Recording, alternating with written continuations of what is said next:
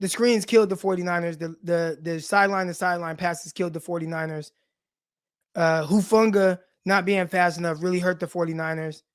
Tavon Wilson out there got lost in coverage on the trick play that hurt the 49ers.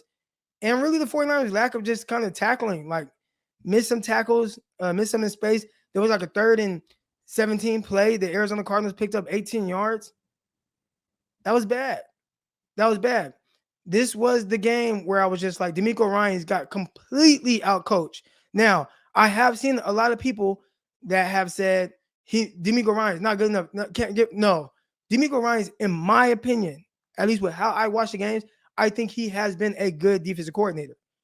There's a lot of patchwork going on with him, especially in the secondary. Different things trying to manufacture, pass rushes, things like that. But overall, and again, I look at the scheme and I look at how he looks to defend and like kind of what he's thinking. I try to look at it through his eyes. I think from that standpoint, DeMeco Ryans has been solid. He's been solid. Matter of fact, heading into this game, the run defense has been the bigger thing. Everybody complains about the pass coverage. Pass coverage coming into this game, that 49ers had the number 3 pass defense in the league heading into this game. The number 3 pass defense in the league heading into this game. The number 3 pass defense in this league heading into the game. The pass coverage, aside from the pass interferences, haven't been they haven't been like just the issue. The run defense, which was like 26th in the league or whatever, that's where the 49ers got to fix some stuff. That's where the Niners got to fix it. The run defense has been bad, really bad.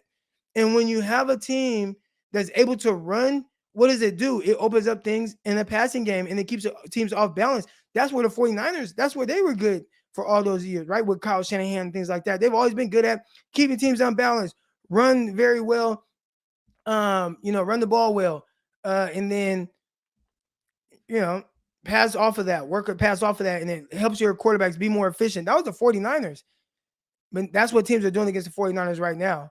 The 49ers got to figure out a way to really stop defenses and put them behind the sticks. The 49ers right now, especially yesterday, noticing, and that makes it even tougher. Every time I looked up, the Cardinals were in short yardage situations. That was tough. People, I see this in the chat. The pass defense is saturated because of the penalties. No, that's not it. That's not it. Not to the tune of being 3 in the league. Not to the tune of that. And again, when I look at, you got to understand how, and you guys follow me for this, content and whatnot. When I look at pass interferences, it's so subjective to me, right? Like there's like half the time it probably was a good call. The other half, it probably was a bad call. You know what I'm saying? Like, and you look around the league and that's going on. It's not just the 49ers. So we can't even say that because pass interferences, I would bet that if someone did a study and up to week 9 or whatever, through week 9, the number of pass interferences called this year as opposed to recent years, it's probably much higher this year. This is not a 49ers issue. This is a league-wide issue. Yes, the 49ers have been dinged more than others. Actually, they cleaned it up the last 2 games. 49ers know what I think they had one defensive holding call against the Bears. I don't even remember a pass interference called against the Cardinals. So again, it's so subjective. How can you have 3 or 4 in one game, and then next thing you know, you have over the next 2 games, you have one holding call in 2 games combined in the secondary. But I bet if I go through, I could find areas where they could have called pass interference. It's so subjective. You won't see me complain about pass interference calls. Obviously, you have to fix it, and the 49ers have done a better job of that. But it's a league-wide thing.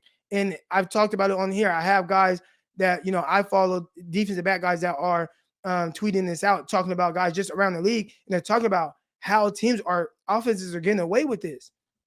And it's really bad. It's not a 49ers issue. So the fact that the 49ers are number 3 pass defense heading into last game, I don't know what they are now.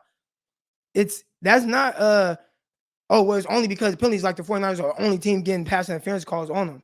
Not the case. So I had to touch on that.